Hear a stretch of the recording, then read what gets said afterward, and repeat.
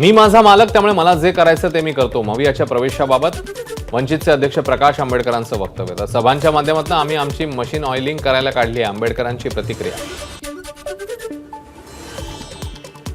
आमदार जितेंद्र आव्हाडांचं प्रकाश आंबेडकरांना पत्र. जर संविधानाला हात लावला गेला तर पुढील पिढी आपल्याला माफ करणार नाही, त्यामुळे समविचारी पक्षांसोबत लवकर बैठक घेऊन वेगळा संदेश देण्याचा प्रयत्न करू, आव्हाडांचं आंबेडकरांना आवाहन. निवडणूक निकाल विकला गेला, निवडणूक आयोगाचा निर्णय चुकीचा, आमदार जितेंद्र आव्हाडांची प्रतिक्रिया. तर वंचितचे आणि आमचे विचार सारखे, आम्ही जर एकत्र आलो तर यांना धूळ चारता येईल, आव्हाडांचा दावा.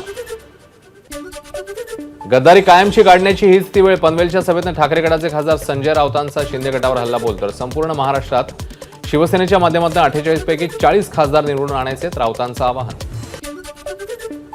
समाजवादी पक्ष महाराष्ट्रात लोकसभा निवडणूक लढणार नाही, प्रदेशाध्यक्ष अबू आझमींची प्रतिक्रिया. निवडणुकीत लागणारा खर्च आमच्याकडे नाही, त्यामुळे लोकसभा निवडणुकीत उतरणार नसल्याचं अबू आझमींचं वक्तव्य. रायगडची लोकसभा लढवण्यासाठी शिवसैनिक आक्रमक. माजी शिवसेना नेते राजू साबळे लोकसभेसाठी इच्छुक. माणगावमध्ये बैठक घेत शिवसैनिकांचा निर्णय. शिवसेनेचे 3 आमदार आहेत, मग आम्ही मागे का, राजू साबळेंचा सवाल. मनसे अध्यक्ष राज ठाकरे उद्या उत्तर मुंबई लोकसभा मतदारसंघात दौऱ्यावर, प्रत्येक मनसेच्या शाखेमध्ये भेट देणार. नागपूरमध्ये भाजपकडून नमो युवा संमेलनाचं आयोजन. विद्यापीठाच्या मैदानावर कार्यक्रम होत असल्यामुळे युथ काँग्रेस आणि युवा सेनेकडून निषेध. यावेळी पोलीस आणि आंदोलकांमध्ये झटापट. आंदोलन करणाऱ्या 20 कार्यकर्त्यांना पोलिसांनी घेतलं ताब्यात. अजूनही आशावादी आहोत, वंचितला महाविकास आघाडीमध्ये सामील करून घेतलं जाईल, वंचितच्या प्रदेशाध्यक्ष रेखा ठाकूर यांची प्रतिक्रिया. मुख्यमंत्री एकनाथ शिंदे यांची दिवंगत आमदार राजेंद्र पाटणी यांच्या घरी सांत्वनपर भेट. आमदार पाटणी यांच्या जाण्याने मोठी पोकळी निर्माण झाली आहे. मुख्यमंत्र्यांकडून राजेंद्र पाटणी यांना अभिवादन. रत्नागिरी सिंधुदुर्ग लोकसभा मतदारसंघातल्या जागेचा अमित शहा तोडगा काढणार, मंत्री दीपक केसरकरांचा दावा.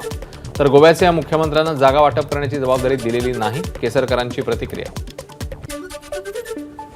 सचिन वाझेंची मुंबई उच्च न्यायालयात याचिका. अनिल देशमुख आणि इतर दोघांची सुटका झाली, मग माझी का नाही, वाझेंचा न्यायालयात सवाल.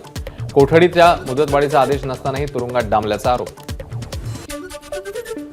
मुंबईच्या मालाड मालवणीमध्ये हिंदू जन आक्रोश मोर्चाचं आयोजन. आयोजकाविरोधात मालवणी पोलीस स्टेशनमध्ये गुन्हा दाखल. मोर्चाला पोलिसांकडून परवानगी दिली गेली नव्हती, तरीही मोर्चाचं केलेलं आयोजन.